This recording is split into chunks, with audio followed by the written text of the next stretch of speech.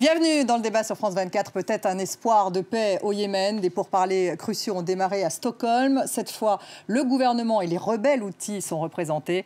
Ces négociations ont lieu sous l'égide des Nations Unies et de son médiateur Martin Griffiths. Le meurtre du journaliste Jamal Khashoggi a accru la pression sur l'Arabie Saoudite à la tête de la coalition. Alors la paix est-elle aujourd'hui à portée de main? Les enfants pourraient-ils ne plus mourir de faim dans ce pays? On en débat avec mes invités. J'ai le plaisir d'avoir à mes côtés David Rigoulet-Rose. Bonsoir, vous êtes chercheur spécialiste du Moyen-Orient et rattaché à l'Institut français d'analyse stratégique, rédacteur en chef de la revue Orient Stratégique, également auteur de Géopolitique de l'Arabie Saoudite, et c'est chez Armand Collin. Céline Jrizi, bonsoir. Bonsoir. Géopolitologue à l'Institut français de géopolitique, également spécialiste du monde arabe. Bienvenue. Lucie Grosjean, bonsoir. Bonsoir. Référente plaidoyer conflit et crise humanitaire à Action contre la faim. Merci à tous les trois d'être avec nous pour ce débat. Et avant justement de commencer notre discussion, je vous propose d'écouter le médiateur des Nations Unies. Il est optimiste relativement, Martin Griffiths. Le processus politique et les discussions que nous aurons offrent une alternative au conflit et cela commence ici. Nous cherchons à tourner le dos à tous ces problèmes, à la terreur et aux difficultés qui mèneront vers la paix. Au cours des prochains jours, nous aurons une occasion cruciale de donner une nouvelle impulsion à ce processus de paix. David Rigoulet-Rose, il a l'air optimiste, David Griffiths. Il faut dire qu'il y a déjà eu un accord sur l'échange de prisonniers entre Houthis et forces loyalistes. Est-ce que c'est déjà un premier pas? Qu'est-ce qu'on peut espérer finalement de ces négociations? Oui, alors je pense qu'il est prudemment optimiste, parce que c'est un homme d'expérience. Il y a eu déjà des blocages, notamment en septembre dernier. Justement, la délégation Houthi n'avait pas pu se rendre sur place. Là, elle est là. C'est la différence. Elle est là, effectivement. D'ailleurs, on peut noter qu'une des hypothèques qui avait pesé en septembre sur la réussite des négociations, c'était l'évacuation d'une cinquantaine de blessés sur Mascate.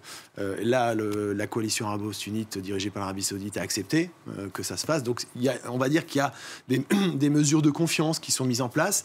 Il est prudemment optimiste, mais pas excessivement. Il l'a dit à plusieurs reprises. Et d'ailleurs, il s'inscrit dans la ligne d'Antonio Guterres, secrétaire général de l'ONU, qui a dit qu'il ne fallait pas avoir trop d'attentes quand même, compte tenu des blocages qui persistent et qui sont nombreux. Alors là, ce qui est positif, c'est qu'effectivement, les forces gouvernementales et les Houthis sont ensemble, dans la même salle. Si j'ai bien compris, ils ne parlent pas directement ensemble. Non, c'est ça. Il n'y a pas de contact direct. Ce qui prouve quand même la tension qui perdure dans la situation actuelle. Mais enfin, c'est déjà en soi une réussite d'être parvenu à les réunir.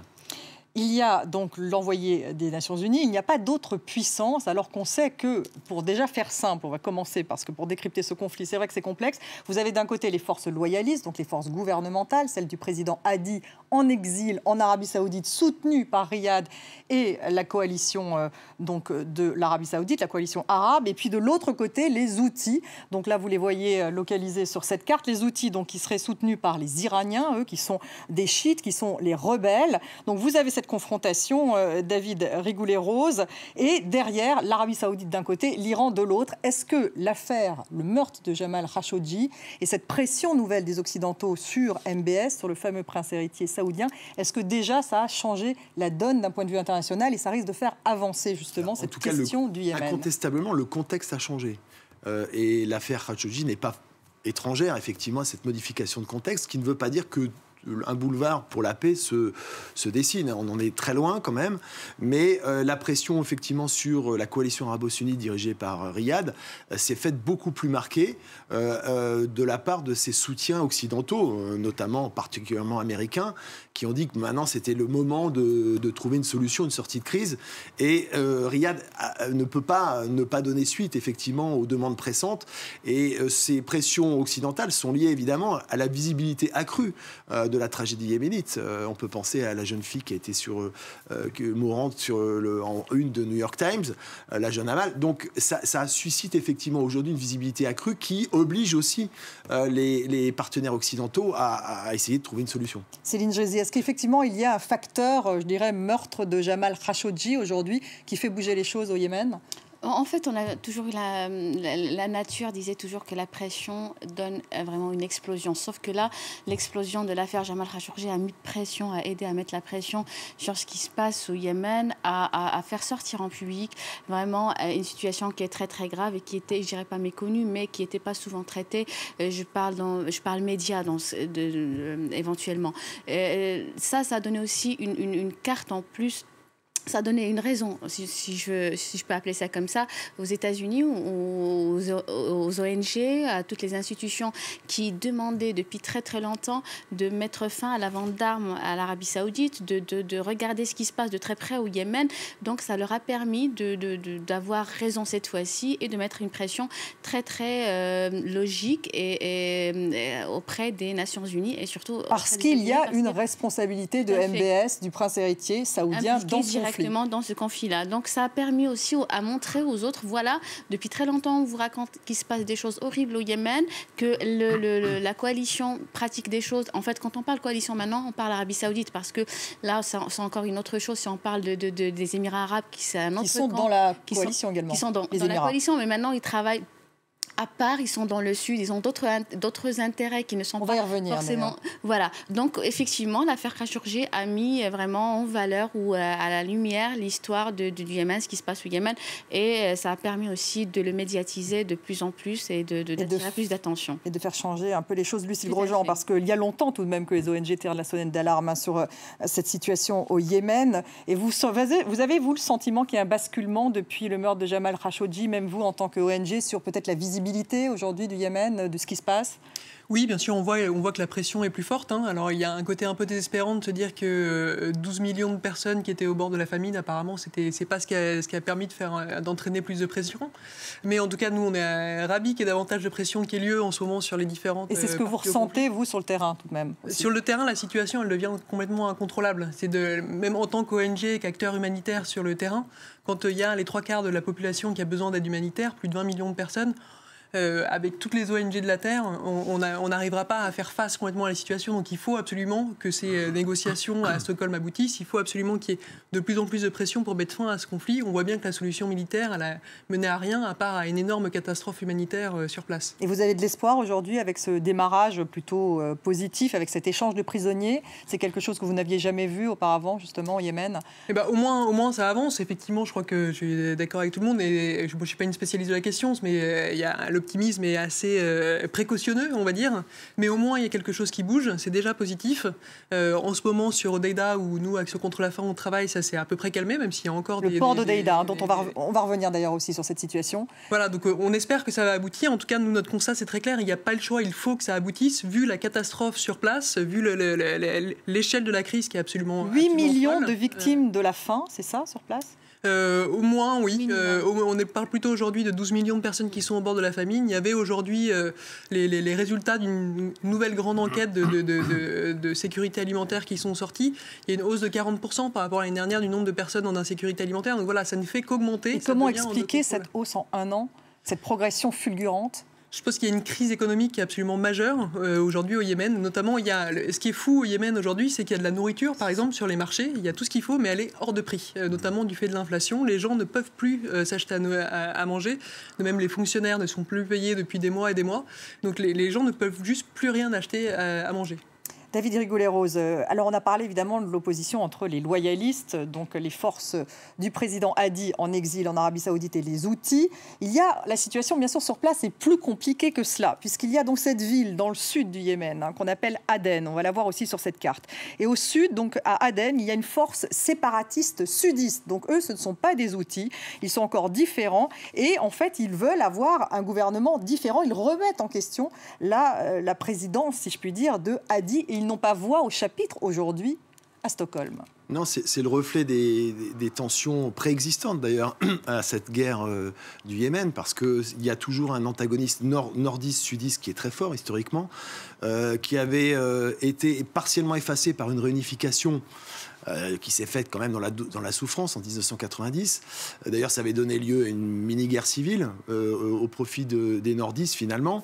Mais on voit bien que historiquement, il y a deux pôles effectivement politiques qui sont toujours présents au Yémen, et d'où la logique effectivement sécessionniste. Alors la complexité de la situation. Parce que là, pardon, je vous interromps, ils contrôlent Aden, ces séparatistes-là. Alors ils ont aidé les loyalistes à éjecter les houthis qui menaçaient effectivement le sud. Mais à partir du moment où les houthis se seront retirés au-delà de Taïz, etc., finalement, c'est le tropisme sudiste qui ressurgit et qui, il faut bien dire, est sûrement instrumentalisé par l'acteur qui s'appelle les Émirats Arabes Unis, dont l'agenda ne recoupe pas forcément celui de Riyad. Alors, en fait, pour faire simple, les Émirats Arabes Unis sont l'allié de Riyad dans la coalition militaire, donc ils bombardent, et en même temps, ils sont favorables à un autre pouvoir avec justement ces séparatistes sudistes à Aden. Oui, parce qu'il y a dans le projet géopolitique des Émirats, il y a l'idée de contrôler tout le sud jusqu'au Bab el-Mandeb, en fait, et d'ailleurs, ils ont quasiment annexé l'île de Socotra, aux grandes dames d'ailleurs du gouvernement loyaliste officiel, qui s'en est étonné et qui s'en est insurgé. Mais il y a une stratégie effectivement spécifiquement émirati dans le cadre dans ce grand affrontement régional. Donc, dans ce grand affrontement régional, ceux qui sont à Aden, n'ont pas voix au chapitre aujourd'hui. Dans le processus dont on est en train de parler à Stockholm, ils ne sont pas là. Non, pas directement, puisque c'est le gouvernement loyaliste, entre guillemets, de la délégation du président Hadi qui est représenté. Mais évidemment, en arrière-plan, c'est très difficile de faire l'économie de la réalité géopolitique de cette force qui est très présente dans le sud. Donc il y a une dichotomie aujourd'hui, finalement, sur ce qui se passe vraiment sur le terrain. Et finalement, c'est pour parler à Stockholm qui réunissent effectivement rebelles et loyalistes. Tout à fait. En fait, on peut parler de... Aujourd'hui, on n'a pas qu'un seul Yémen, on a plusieurs Yémen. On a le Yémen de l'Arabie Saoudite, le Yémen des Houthis, le Yémen d'Al-Qaïda, le Yémen des Émirats. Ah oui, parce qu'il y a les djihadistes également. Effectivement, il ne faut pas les oublier. Le Daesh et compagnie, et Al-Qaïda et tout ça, ça existe. Et ils sont plus puissants au Yémen ? Ils sont très puissants. En fait, quoi qu'on se le dise, ils sont très puissants, mais surtout dans le sud.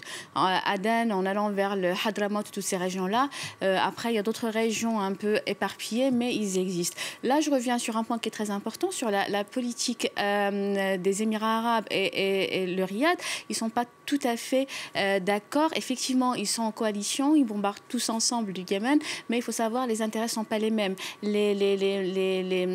Comment dirais-je, les gens avec qui elles travaillent, les tribus et tout ça, ils ne sont pas du tout les mêmes. Et je crois que les Émirats, ils ont une politique un peu plus intelligente, si je peux appeler. Ils savent ce qu'ils veulent, contrairement à l'Arabie Saoudite, qui intervient d'une façon un peu plus anarchique que celle des Émirats. Les Émirats, qu'est-ce qu'ils veulent alors, les Émirats ? Les Émirats, on sait très bien qu'ils ont une géopolitique qui est très différente. C'est la géopolitique, tout ce qui est passage, tout ce qui est ce qu'on appelle la géopolitique de l'eau, tout ce qui est tout ce qui est port, tout ce qui est il a très bien parlé tout à l'heure de Socotra, une région que je connais très bien parce que j'ai fait ma première partie de thèse dessus, le port d'Aden qu'il exploite depuis très très longtemps, depuis l'existence d'Ali Abdallah Saleh. Ils l'avaient pris en location, si on peut appeler ça, pendant 30 ans. Ils ne veulent pas le laisser. Donc la géopolitique des intérêts, ce qui se passe aujourd'hui au Yémen, n'est pas du tout unie et n'est pas du tout synchronisée, si j'ose appeler ça comme ça. Pas synchronisée en tout cas avec ces fameuses négociations qui se passent aujourd'hui à Stockholm. On peut dire ça comme ça, mais je ne suis pas sûre qu'elles soient complètement homogènes, en fait, c'est le mot. Et je ne pense pas que c'est très homogène ce qui se passe. Et effectivement, il y a beaucoup de... Après, on verra le résultat, à mon avis. Si ça réussit pas, ça sera dû aussi à la représentation qu'on a aujourd'hui au sein de cet ensemble qui est à 50 km de Stockholm. Mais là, en fait, ce qu'on décrit aujourd'hui, c'est tout de même un morcellement absolument énorme, David Rigoulet-Rose, en fait, dans ce pays. Est-ce que finalement, ça va se terminer par une partition ? Le président Hadi, est-il légitime ou pas ? Est-ce que il est contesté, on le voit à Aden. Est-ce qu'on peut parler d'un processus politique en parallèle de ce qui se passe aujourd'hui à Stockholm sur les échanges de prisonniers ? Il y a un processus de décomposition. Le Yémen est rentré dans une phase de failed state, d'état failli, clairement. C'est d'ailleurs tout le problème, parce que ça profite à des groupes comme Al-Qaïda, voire Daesh, qui s'est partiellement implanté. Et donc, effectivement, il y a le déficit de légitimité du président Hadi. dit, qui n'est pas souvent traité avec tous les égards qui s'imposeraient par sa fonction, même par ses alliés saoudiens. Et lui, il faut le rappeler, il est en exil en Arabie Saoudite. À Riyad, tout simplement parce qu'il ne peut pas siéger à Aden. Parce qu'en fait, j'ai un point très important, parce que les Émirats refusent qu'il vienne à Aden. Et ils ont refusé plusieurs fois que son avion atterrisse à Aden. Il est arrivé plusieurs fois à Aden. Ils ont refusé d'accepter. Alors même qu'il est sudiste d'origine, c'est-à-dire qu'il est d'Aden. C'est ironique. C'est très paradoxal. Oui, mais tout à fait. Donc, je dirais, le président officiel, en plus, est déjà contesté. Il est contesté parce qu'il a bénéficié d'un concours de circonstances qui l'a mis en situation d'incarner la légitimité, on va dire, ou la légalité transitionnelle. Mais il n'a pas su en profiter. Il n'a pas su en profiter et surtout, il n'a pas été en mesure de maîtriser toutes les forces centrifuges qui travaillent le Yémen aujourd'hui. Oui, parce que je crois que vous avez connu, d'ailleurs, vous, le président Saleh, qui était donc son prédécesseur au Yémen. C'était le président qui est resté assez longtemps, me semble-t-il, dans le pays, qui finalement a été tué par un Houthi. Donc, en fait, il n'est pas véritablement son successeur tout en étant son successeur. Non, effectivement, il s'est retrouvé par élimination. Donc, c'était, comme il vient de l'expliquer, c'était un concours de circonstances. Il s'est retrouvé, mais il n'a pas su profiter de l'occasion parce qu'il était là unanimement, c'est-à-dire sur le plan interne, le plan international, tout le monde voulait qu'il soit là. Il pensait qu'il allait faire quelque chose. Même Ali Abdallah Saleh croyait en la volonté d'Ali Abdallah Saleh de faire ou d'aider à faire sortir le Yémen de cette espèce de marécage. Mais contrairement à ça, il a fait des alliances qui n'étaient pas malheureusement gagnantes, étaient toutes perdantes. Il a fait il a essayé de jouer Saleh, là, hein, oui. Tout à fait. Donc, et ça a coûté très très cher. Sur place, Lucie Grosjean, parce que les ONG essayent justement de pénétrer. Du coup, on voit bien qu'il n'y a pas d'interlocuteur. Enfin, on est face tout de même à une anarchie. J'imagine que ça doit être extrêmement compliqué pour vous. Où les ONG peuvent-elles agir aujourd'hui au Yémen ? Juste un mot d'abord sur le Sud. Justement, ce chaos, ça veut dire quoi ? C'est aussi le chaos pour nous en termes d'interlocuteurs, etc. Et ça veut dire aussi très concrètement que la situation... On pourrait croire que la situation est meilleure dans le Nord pour les gens que dans le Sud. C'est pas le cas. On a les mêmes taux de malnutrition dans le Sud qu'au Nord, etc. Et effectivement, pour nous, c'est un des gros défis au quotidien de trouver les bons interlocuteurs pour avoir accès à telle province par rapport à telle autre, etc. Il y a effectivement un démantèlement. Donc comment faites-vous ? Il y a des relais d'interlocuteurs C'est ça, il faut construire des réseaux d'interlocuteurs, en gros, et croiser les informations avec chacun pour être sûr qu'on a bien l'accord pour aller dans telle zone, et puis on essaie d'aller un peu plus loin, etc. Donc on arrive aujourd'hui, nous, à Action contre la faim, aussi bien à travailler au nord qu'au sud. Mais c'est sans doute un des pays aujourd'hui où c'est le plus compliqué de travailler le Yémen, notamment en termes d'autorisation, de nombre de barrages à passer, de nombre... Il y a même dans le nord, qui est uniquement sous contrôle des Houthis, il y a aussi une fragmentation à l'intérieur de... tel district va être plutôt sous le pouvoir de telle personne, telle autre sur une autre personne. C'est pas complètement centralisé. Donc c'est extrêmement compliqué de travailler dans ce pays aujourd'hui. D'où aussi la revendication qu'on a réellement de ce qui pourrait aujourd'hui nous permettre un peu mieux de faire face à la situation, c'est si on avait un accès plein et entier à tout le territoire. C'est absolument pas le cas. C'est vraiment, je pense que notre chef de mission sur place passe 80% de son temps dans les bureaux des uns et des autres à essayer de négocier l'accès. On passe un temps fou là-dessus. Donc si on pouvait aujourd'hui au moins répondre sans avoir des bâtons dans les roues tout le temps, ça serait plus simple. Et clairement, le constat, c'est qu'aujourd'hui, aucune des parties au conflit ne facilite le passage de l'aide humanitaire et l'aide vers la population. Aucune d'entre elles. En tout cas, on y reviendra. Vous restez avec nous. On se retrouve dans quelques minutes.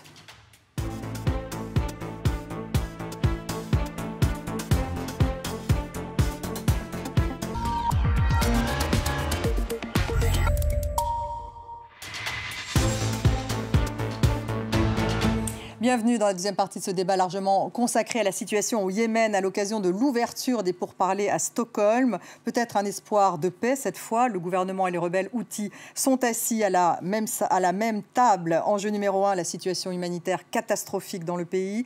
Le Yémen est toujours rongé par ce qui est considéré par l'Organisation des Nations Unies comme la pire crise humanitaire du monde. 14 millions de personnes sont au bord de la famine. Je suis toujours en compagnie de Lucie Grosjean. Vous êtes justement gouvernement à la tête d'Action, enfin à la tête, en tout cas vous travaillez pour Action contre la faim. Enjeu, la famine qui tue les enfants au Yémen, 8 millions de victimes de la faim. Et l'enjeu humanitaire se cristallise en particulier autour du port d'Hodeïda, un port qui est tenu aujourd'hui par les Houthis, donc les rebelles, et qui est assiégé par les forces pro-gouvernementales soutenues par l'Arabie Saoudite, donc, et qui soutiennent les forces loyalistes. Et il y a une véritable guerre d'usure, et ça explique que la famine est encore plus importante aujourd'hui qu'il y a 5 mois.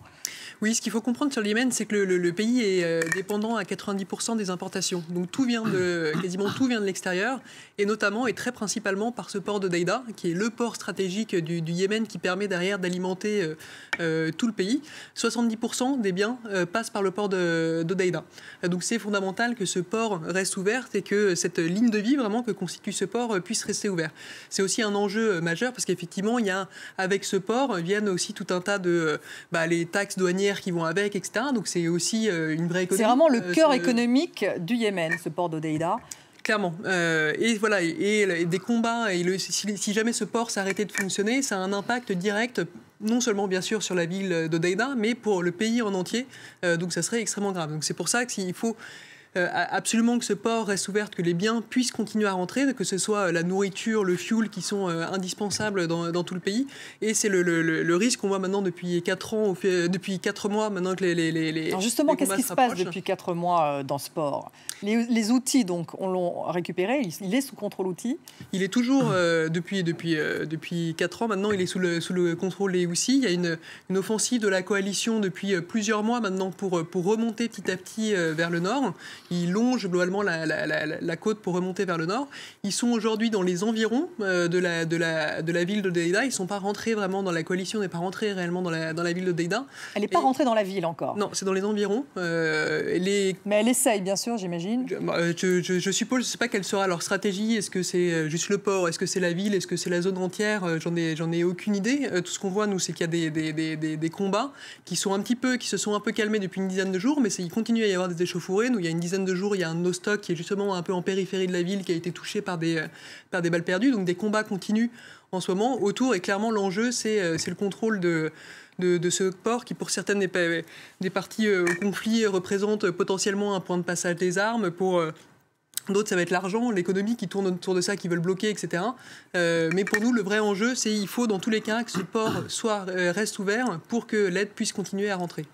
David Rigoulet-Rose, est-ce que ça pourrait être l'une des questions justement de ces pourparlers en ce moment à Stockholm, que cette réouverture du port d'Hodeïda, ça voudrait dire tout de même une concession, soit de la part des Houthis, soit du côté des Saoudiens. Il n'a jamais été vraiment fermé, mais l'enjeu est stratégique parce qu'effectivement, il est sous contrôle des Houthis.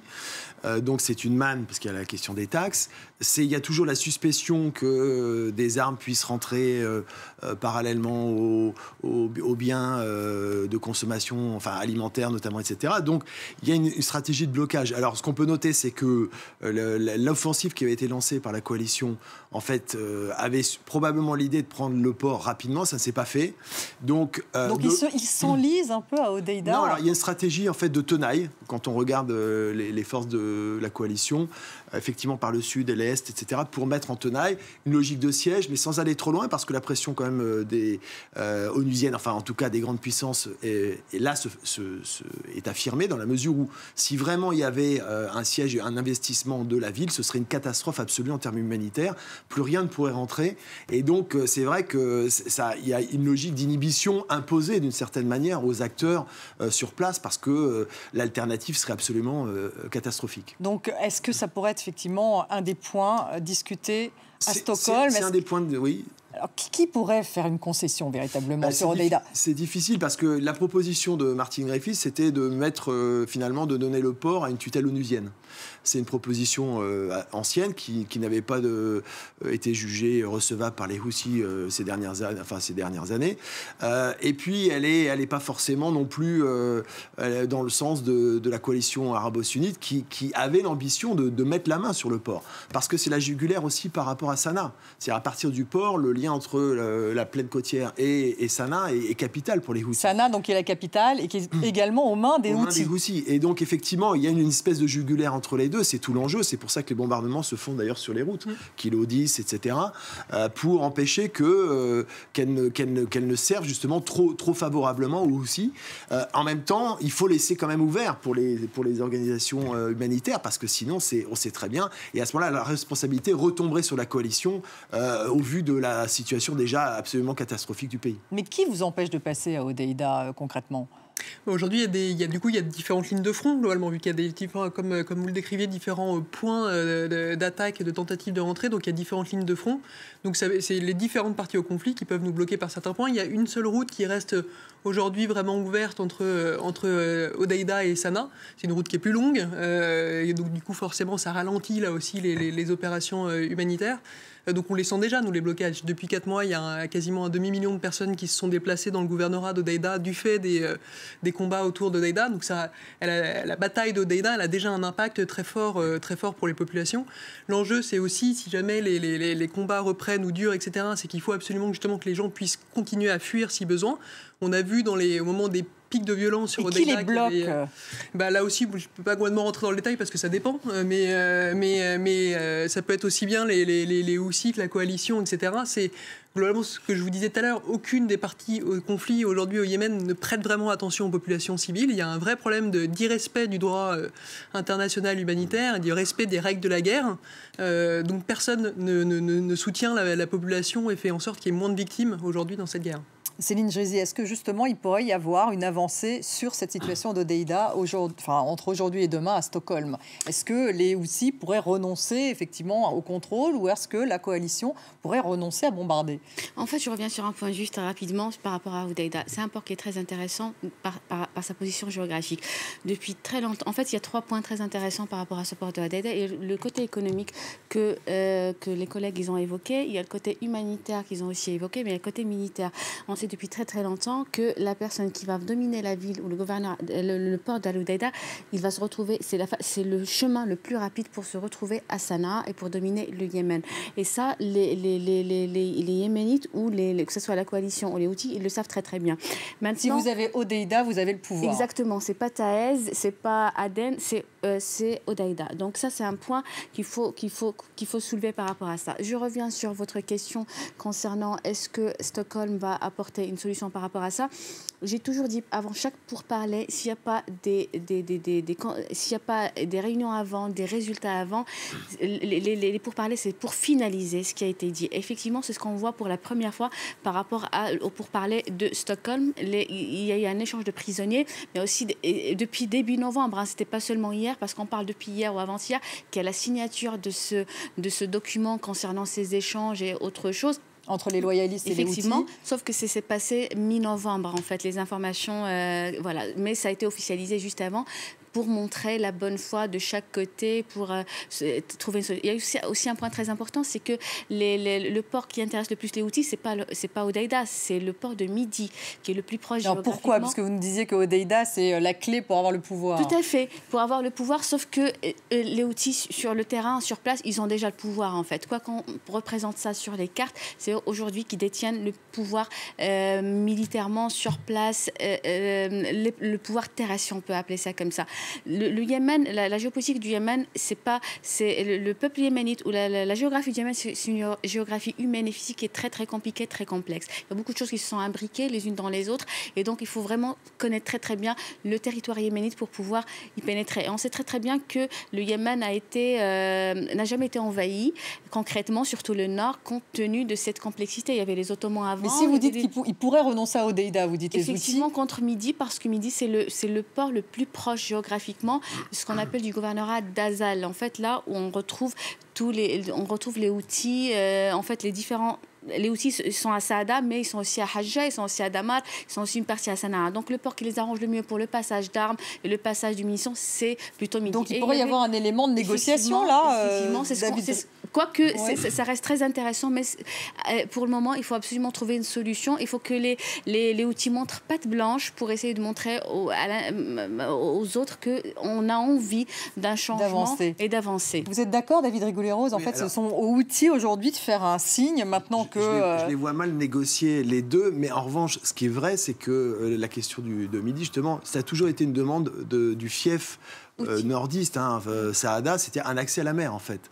Ce qui leur faisait défaut, et c'était une revendication notamment dans les négociations plus larges de type de décentralisation, donc de structure constitutionnelle yéménite qui pour l'instant n'est plus à l'ordre du jour, mais c'était une des revendications justement de cette région de pouvoir avoir accès.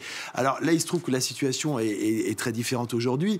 Ils ont là en main le port d'Hodeïda, ils vont pas le lâcher comme ça parce que c'est évidemment dans le cadre de négociations, c'est une carte maîtresse. Donc, ça a un coût, un prix. Et là, c'est en balance avec d'autres considérations et des acteurs, des intérêts des acteurs supérieurs, c'est-à-dire Yémen, Iraniens et Saoudiens. Alors justement, qu'en pensent les Iraniens? On a beaucoup parlé de l'Arabie Saoudite. Les Iraniens, donc, soutiennent les Houthis, n'est-ce pas? Oui, alors ils les soutiennent. Il faut être prudent parce qu'il y a eu un soutien au moins politique et partiellement militaire, mais de manière très très limitée. Ça n'a rien à voir avec l'engagement iranien en Syrie ou en Irak. Les Iraniens ont considéré qu'il y avait une opportunité pour gêner effectivement son rival géopolitique saoudien, parce que c'est sur sa frontière méridionale, donc c'est très sensible. Mais sur le plan militaire, l'engagement militaire, massivement, il est du côté de la coalition arabo-sunnite. C'est elle qui bombarde. Donc on ne peut pas mettre dans la balance de manière équivalente j'allais dire, le soutien de l'un par rapport au soutien de l'autre. Mais Téhéran a tout de même voix au chapitre. De toute façon, on fera difficilement l'économie de l'avis de Téhéran dans la perspective d'une sortie de crise. Justement, est-ce que vous avez l'impression que sur le terrain, ça pourrait... Qu'est-ce que vous pourriez demander, vous, aujourd'hui, à Stockholm, pour, disons qu'au moins, d'un point de vue humanitaire, ça puisse avancer? Pour d'un point de vue humanitaire, le seul moyen pour que ça avance d'un point de vue humanitaire, c'est la solution politique aujourd'hui. On est à un tel degré de crise que très franchement, tous les acteurs humanitaires atteignent les limites de leur capacité. Donner de l'aide, encore une fois, à 20 millions de personnes, c'est juste pas gérable. Donc c'est vraiment que les limites ne sortent pas de cette pièce tant qu'il n'y a pas une solution, globalement. Mais après, ce qui serait déjà des premiers points, c'est qu'il y ait clairement un cessez-le-feu, soit dans le pays, soit au moins sur Hodeïda. Ça très clairement. Il y a déjà eu quelques cessez-le-feu, me semble-t-il, mais très courts. Oui, qui n'ont pas forcément tenu. C'était plus des cessations d'hostilité partielles. Donc voilà, au moins un arrêt des combats. Première chose, qu'il y ait un arrêt des soutiens aussi de tous les pays qui soutiennent cette coalition, qu'ils arrêtent de soutenir par un moyen ou par un autre, que ce soit par des armes, que ce soit par du soutien, de surveillance et autres, qu'ils arrêtent de soutenir les combats dans ce pays. Et ça peut être des décisions rapides. Je pense aujourd'hui que chacun à son niveau, chaque État à leur niveau, chaque diplomate, chaque humanitaire, etc. C'est-à-dire, il faut que tout soit mis en œuvre pour qu'on facilite un tout petit peu la situation sur place, parce que voilà, les populations civiles payent un prix beaucoup trop lourd. Et c'est le cessez-le-feu que vous souhaitez en premier. Oui, tout à fait. David Rigoulet-Rose, justement, on parle des soutiens. Dans quelle mesure les Occidentaux sont-ils prêts justement à faire encore plus pression sur Mohamed Ben Salman? Dans quelle mesure les Iraniens feront pression sur les Houthis? Dans quelle mesure tous ces acteurs internationaux vont-ils faire pression pour que justement il y ait au moins un cessez-le-feu? Justement, la question yéménite n'est pas dissociable du contexte régional et notamment des pressions qui sont faites par rapport à l'Iran dans le cadre de la remise en cause du JCPOA. Donc le fameux accord nucléaire iranien. Oui, et donc c'est pour ça que c'est extrêmement compliqué. Vous liez l'ensemble. On ne peut pas le dissocier totalement. C'est-à-dire qu'il y a un problème yéménite spécifique, mais le problème, c'est que le Yémen s'est retrouvé dans une configuration des enjeux qui lui échappent directement. Et donc, effectivement, c'est malheureusement, la sortie de crise ne dépendra pas spécialement des Yéménites en tant que tels.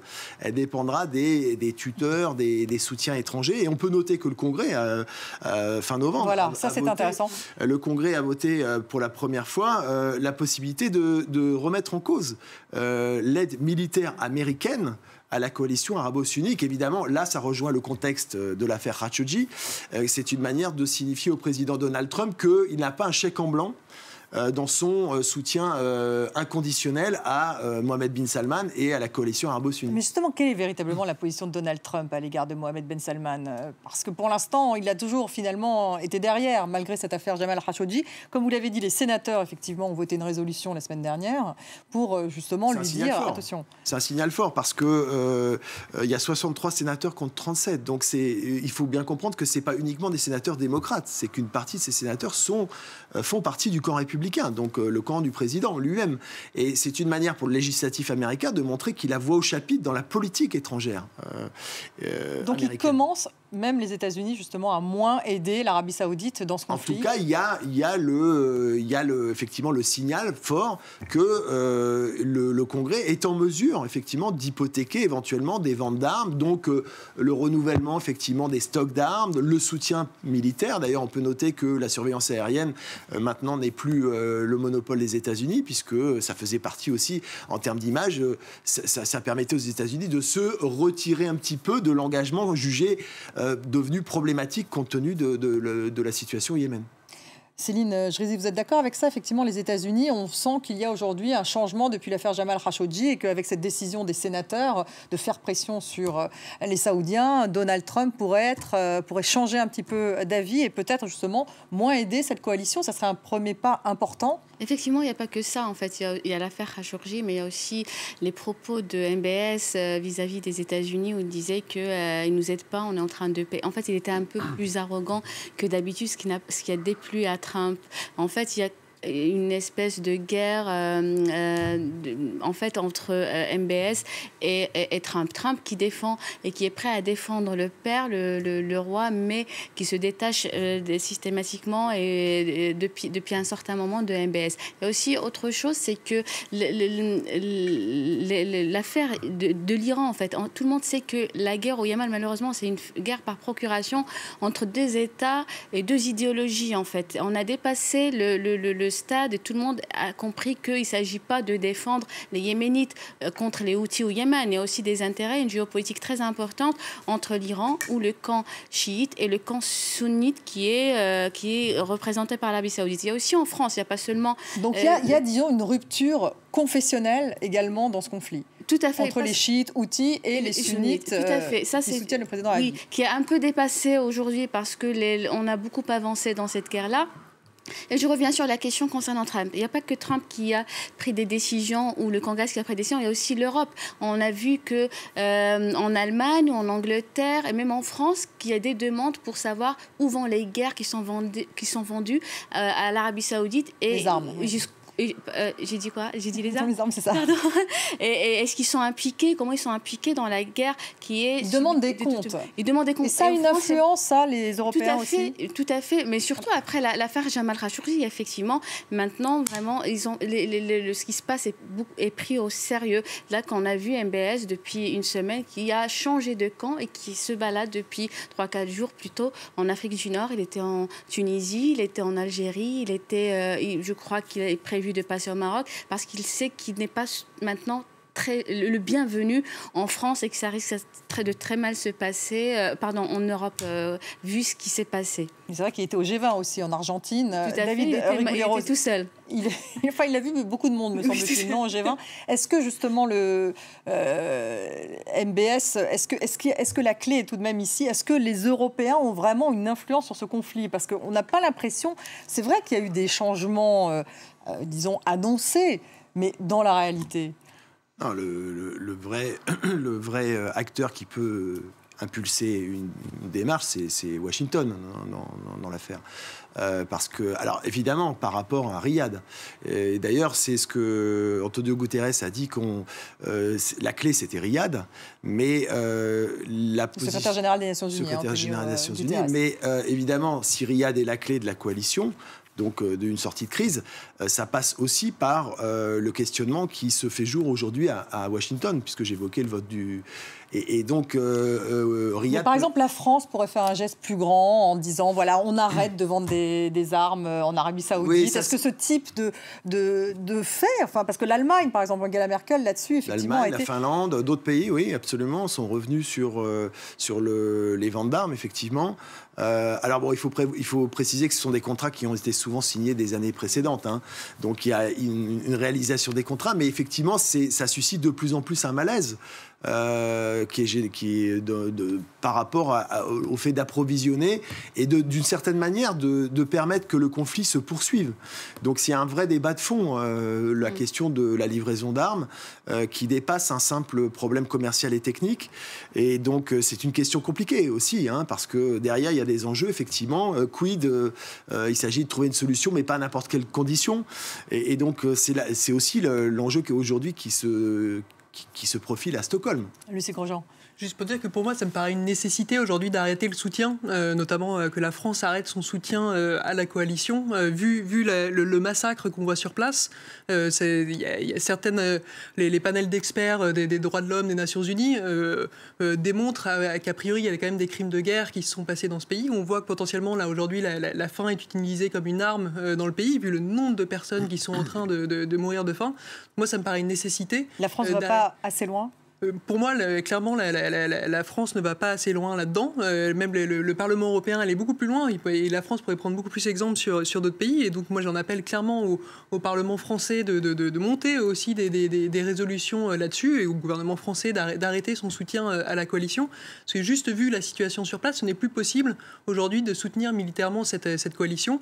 Et en plus, ça pose des vraies questions légales par rapport au traité qu'a pu ratifier la France, notamment le traité sur le côté commerce des armes, où on essaie, à partir du moment où il y a un risque de violation du droit international humanitaire, on est censé suspendre les ventes d'armes et même les contrats de maintenance, parce qu'on peut avoir vendu ces armes il y a quelques années, mais il y a toujours des contrats de maintenance qui vont avec, et ceux-là au moins pourraient être suspendus, etc. Donc pour moi, aujourd'hui, c'est une nécessité. David Rigoulet-Rose, pourquoi est-ce qu'effectivement Paris est-il si frileux, même par rapport effectivement à Berlin, l'Allemagne ?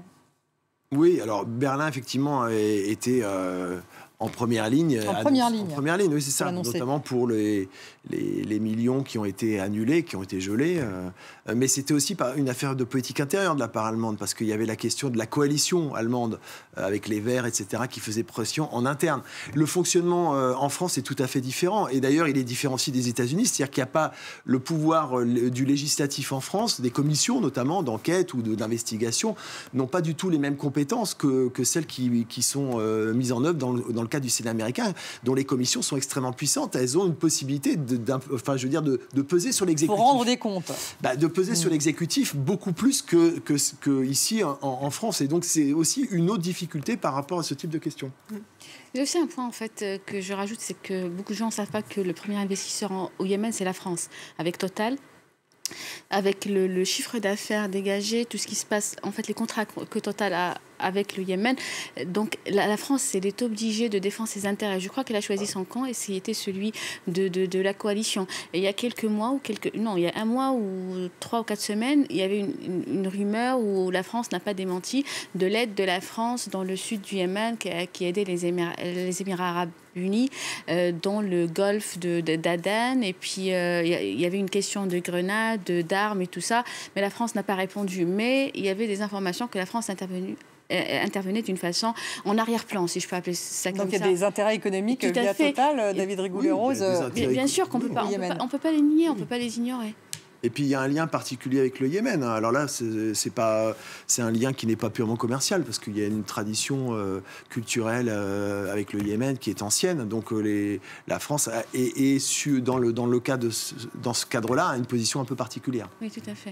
Il nous reste 5 minutes. J'aimerais tout de même qu'on revienne à ces pourparlers de paix à Stockholm, donc qui ont lieu en ce moment même jusqu'à demain inclus, avec donc l'émissaire des Nations Unies, Martin Griffiths, et d'un côté les forces loyalistes gouvernementales yéménites et de l'autre les Houthis. Qu'est-ce qu'on peut véritablement en attendre concrètement, David Rigoulet-Rose? S'il y avait une ou deux choses qui devraient sortir de ces 2 jours, ça serait quoi pour vous?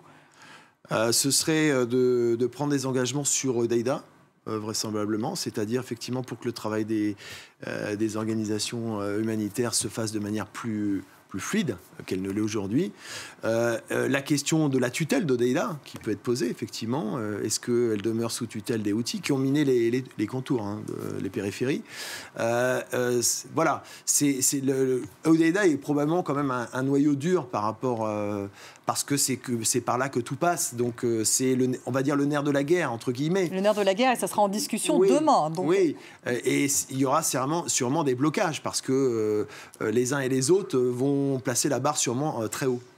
Moi, je ne parlerai pas que du port d'Hodeïda. Je parlais aussi de l'aéroport de Sanaa pour les blessés, pour réouvrir l'aéroport de Sanaa. L'aéroport de Sanaa, plus le port d'Hodeïda, et puis cesser le feu et arrêter tout, mettre tous les armes par terre et puis continuer des négociations si on a envie.